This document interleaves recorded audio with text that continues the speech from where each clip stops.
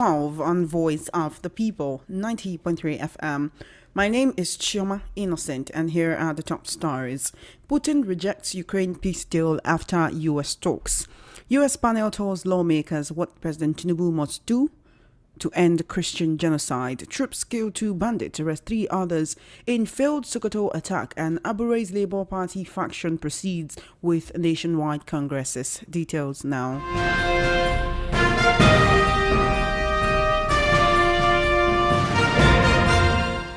Thank you for staying tuned. The world news at 12 begins on the foreign scene, where Russian President Vladimir Putin and U.S. negotiators appear to have failed to achieve a breakthrough on securing a Ukraine peace deal. Russian officials say the talks were constructive, but no compromise was reached over territorial concessions for Ukraine. It comes as NATO's foreign ministers are meeting in Brussels to discuss the ongoing peace talks. Earlier, Putin had said Europe's peace deal demands were not acceptable. In his words, "We are not going to fight with Europe, but if Europe wants to fight us, we are ready right now." End quote. Elsewhere, Ukraine's President Volodymyr Zelensky said that some things still need to be worked out in the draft peace plan, but that now more than ever, there is a chance to end the war.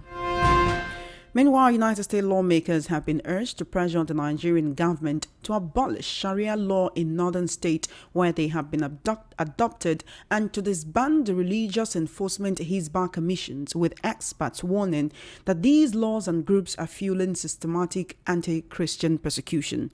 During a joint House briefing in response to U.S. President Donald Trump's October directive and designation of Nigeria as a country of particular concern, the Council on Foreign Relations Senior Fellow Dr. Ebenezer Obadare testified that the primary drivers of violence, Boko Haram, Islamic State West Africa Province ISWAP, and radicalized Fulani militants exploit Sharia frameworks and Hizbah officials to impose extremist ideology and force forced conversions and operate with near total impunity. Obadare laid out a strategy for dealing with the violence and killings. He noted that the policy goal should be twofold. First, working with the Nigerian military to neutralize Boko Haram, and the United States should put pressure on President Tinubu to make Sharia law unconstitutional in the 12 northern states where they have been adopted since the year 2000, and to disband the various Hizbah groups across northern states seeking to enforce and impose Islamic law on all citizens regardless of their religious identity. In laying out the strategy, Obadare acknowledged efforts by the federal government in response to pressure from the United States. Let's now take a listen to Daniel Bwala, who's the special advisor to President Tinubu on policy communication, talking about the president's conduct ever since the problem of alleged Christian genocide started. He's saying that the president has been trying to find a solution. Let's take a listen to Daniel Bwala. It is difficult, and you have to be strategic in the sense that if it is in conventional, you just find some people and then come and attack them, but asymmetric, you have to be intelligence driven. You have to be able to separate the people in the midst of congregation, so to speak. You also have to have that understanding, because if you just come and just on the basis of information that is not verified, you grab people, you might be grabbing the wrong person. In fact, one of the targets of whether Boko Haram, bandit, or terrorists generally in asymmetric warfare is to set the state against international community, because if you are going to approach it frontally, then you will be confronted with the bigger question of human rights. So we understand that as a government, and we are saddened by everyday news, negative news. But we are consoled by one fact, that if you look at the president, you look at his conduct ever since this problem started, you see that of somebody who is trying to find solutions.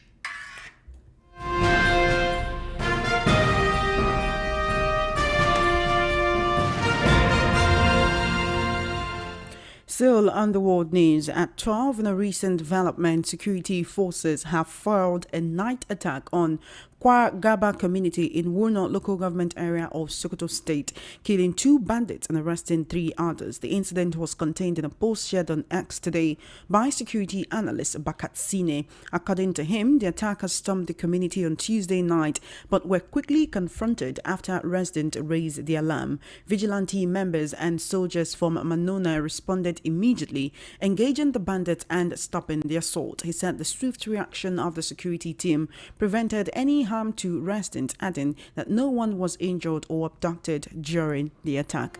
The Labour Party leadership, loyal to Julius Abure, on Tuesday pressed ahead with its nationwide ward congresses in all states except Abia, praising what it described as impressive turnout and smooth conduct despite a subsisting court injunction obtained by Governor Alex Oti's faction. National Publicity Secretary of the Abure-led National Working Committee, Obiora Ifo, announced the successful commencement of the exercise in a statement in Abuja. Ifo said the supervision teams deployed across the country had returned positive reports, insisting the party was determined to reposition ahead of the 2027 polls. He noted that the World Congress holds today, Tuesday, while the local government Congress will hold on Thursday. He also revealed that the state Congress is expected to hold on Saturday, December 6th at the party headquarters across the state. Only Abia State was exempted after an Abia State High Court halted the Congress pending the determination of a suit filed against the state leadership. The Labour Party spokesman explained that though the party had decided to comply, even though the court lacks a jurisdiction, its legal department has already taken steps to vacate the order, after which Abia would conduct its own Congress. He stressed that the next meeting of November 28, attended by officials of the Independent National Electoral Commission, INEC, resolved to democratize party leadership structures nationwide in line with electoral laws and the Constitution. He maintained that the Abure leadership is determined to move the party forward and has taken the painful decision to move on, leaving behind anyone not willing to meet up with the pace. The latest development follows the recent injunction secured by the OT faction, which claimed the court had stopped all nationwide congresses. The order, granted on November 26 by an Abia State High Court, was announced by the faction's interim National Publicity Secretary, Ife Salako. Now, according to the statement, the order restrained Abure and his illegal National Working Committee from proceeding with purported and unlawful ward, local government and state congresses, but the Abure camp dismissed the claim, arguing that the order applied only to Abia State.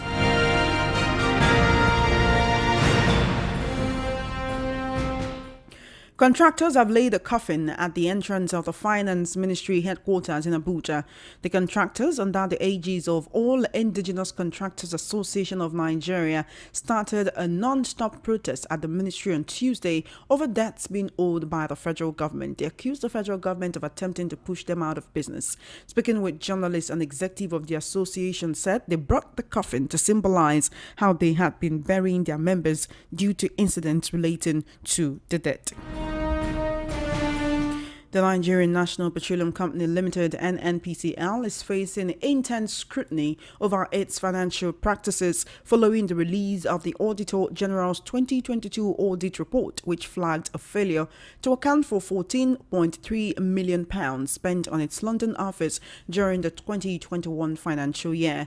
The Auditor General's report, which contains interim observations, detailed significant regulatory failures and a disregard for due process and accountability standards. The audit observed that a total of £14,322,426.59 was expended by the London office on personnel costs, fixed contracts, and other operational expenses. However, audit officials were reportedly said they were not provided with the necessary documents or supporting schedules. They were not allowed to confirm how the funds were utilized. They were unable to ascertain whether the expenditures were made in line with due process and the economy.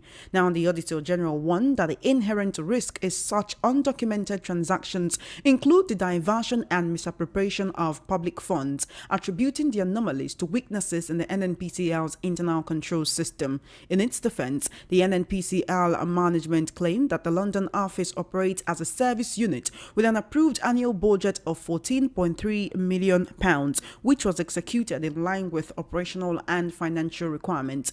The NNPCL is simultaneously facing probes over other financial irregularities detailed in the same audit report, including over $51 million in questionable settlements, approximately 684 million naira in questionable expenditures on abandoned projects and irregular procurement. A Senate probe over 210 trillion naira allegedly unaccounted for between 2017 and 2023. You're currently listening to the World News at 12 right here on Voice of the People 90.3 FM. I'm now being joined by Mr. Dele Fanimo. He is a veteran reporter as well as a political, social and national affairs analyst for the analysis segment on the World News at 12. Good afternoon to you, Mr. Dele Fanimo, and thank you for joining us today. It's my pleasure to be here. Thank you so much. Let's actually begin with the United States Congress joint hearing on Nigeria's insecurity situation yesterday. Now, it's not just insecurity, but these allegations of Christian genocide is what they've literally been basing on. We know that insecurity has been ravaging the country. Now, there is a Nigerian, right, who was part of that panel, and he's saying that the House they should pressure Nigeria's president to do two things. First of all, all of this is what they can do to neutralize Boko Haram and the threat of insecurity in different parts of the country, particularly in the north. He's saying the Congress should put pressure on President Tinubu to make Sharia law unconstitutional in the 12 northern states where it has been adopted and where it is being practiced. That there is no reason why it would seem that, it is one set of laws that work for the northerners, while another set of laws work for other people in other parts of the country. They're also saying the president should direct that Hishbah groups across northern states should be disbanded, as these Hizbah groups are always trying to enforce and impose Islamic laws on all citizens regardless of their religious identity. That is, if you live in a state that encourages Sharia law, that has this Hizbah police, it would always you always see Hizbah police, they would be destroying bottles of beers, and sometimes they're saying like these bottles of beers belong to people, these are merchandise, these are goods that belong to people who do not even practice the religion of Islam. Do you believe that these two different directives, these two suggestions, if taken, can actually significantly curb insecurity in Nigeria? And also, don't you think there will be a pushback from northern elites? Let me tell you, in all honesty, I don't support the abrogation of Sharia law. Right from the constitution of this country, there is penal code and criminal code. Penal code for the north and then criminal code for the south. That has always been. It has nothing to do with insurgency. It doesn't have anything to do with banditry. That's one. Two, the Sharia law. Sharia law has been in existence, even in Yoruba land. But when you now bring political Sharia law, that's when the problem arises. And most of the people that talk about this political Sharia law, they make maximum benefit through monetary gains from it. That's why they propagate the political Sharia law. For instance, I have Muslims in my family as well as Christian. My mother married my father as a Muslim, and she died as a Muslim in my father's house. And my father supported her. So this thing is more political than religious. Now, Hizbah police was raised to fight those excesses that civilization has imposed on us. If those rules of engagement had been followed to the letter by the Hizbah police without infringing on people's rights, I don't have any problem with it. But it becomes an issue when a non-Christian is forcibly tried with Sharia law. Or rather, when a Christian they did it altruistically, will come up there with their own demands. That's why when people talk about the removal of subsidy, I bet you if Tinubu had remained in office for 1 week, it would be very difficult for him to remove subsidy. If Tinubu had stayed 1 month in government, it would be extremely difficult for him to harmonize exchange rates, because those who play big in these two areas are likely to be people that he cannot say no to when they show up. So, for instance, rather than remove Matawale, if they remove Matawale or not, I am not interested in whatever, because I don't see him performing miracles. The person they should remove now is the National Security Advisor. That's Nuhu Ribadu. No Ribadu. Because, let me tell you, Nuhu Ribadu retired as Deputy Commissioner of Police. And in the military, a Deputy Commissioner of Police is just like a Lieutenant Colonel. And in the military, a Deputy Commissioner of Police is just like a Lieutenant Colonel. That's what they see as the equivalent of a Deputy Commissioner. That's what they see as the equivalent of a Deputy Commissioner of Police. Now, somebody retired as equivalent of Lieutenant Colonel. How will a general, most of the weapons found in the territory of the terrorists are military hardware that were taken from Nigerian army? Who does that?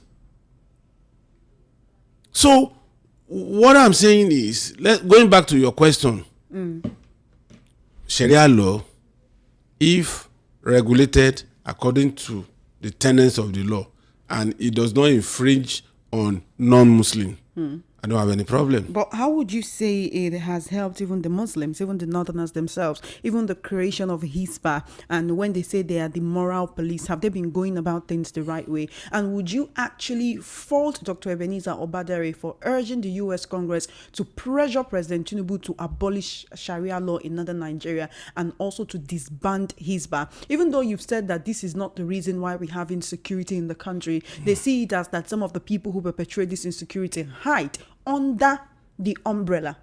That's not true.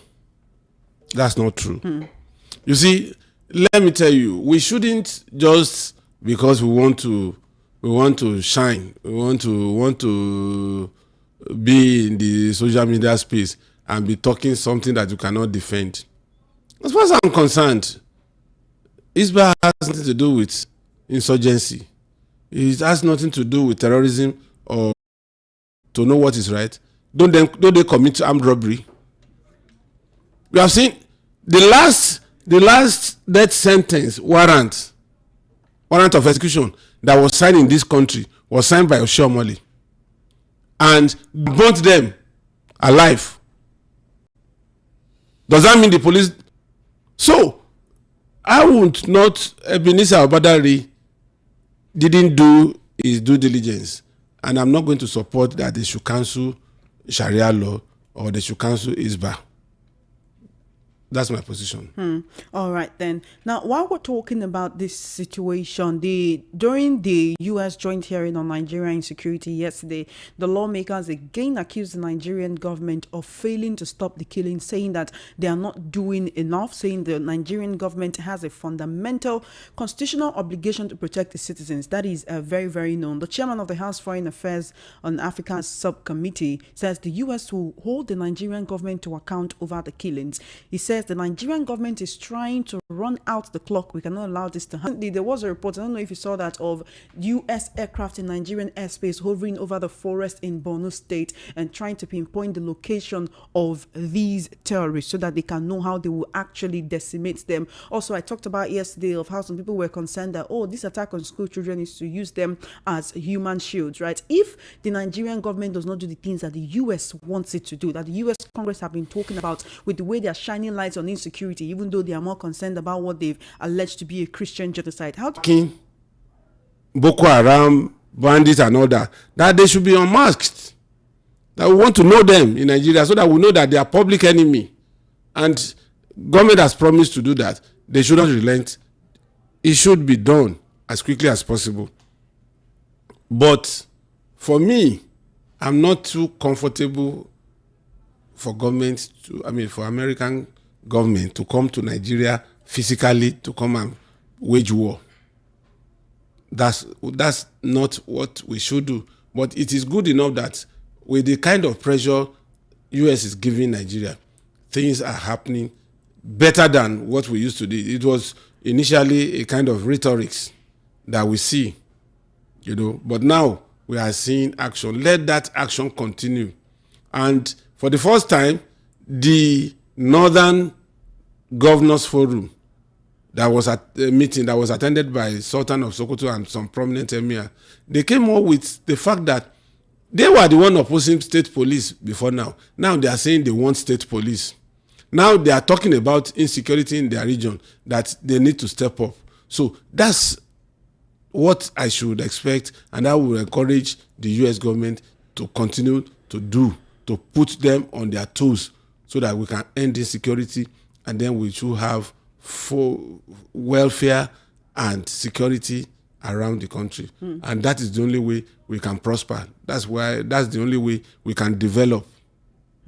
All right. Now, after talking about insecurity, let's look at the NNPCL, which is once again under scrutiny for spending about £14 million on its London office. Now, the audit there was an Auditor General's observation. There's been auditing the finances and the accounts of the NNPCL, and they observed that about £14.3 million was expended by the NNPCL London office. They said they use it for personnel costs, for fixed contracts, and other expenses related to the day-to-day running of the office, of the day-to-day operations of the office. But when we talk about this, the Auditor General is saying that they were not provided documents to support how that money was spent, that they were not even allowed to confirm how the funds were utilized, that they were unable to ascertain whether the expenditures were actually made in line with due process. The long and short of the whole matter is, how did this money go? Where did it go to? What was it used for? They do not know. And these questions are being asked. Now, when we ask this question about £14.3 million,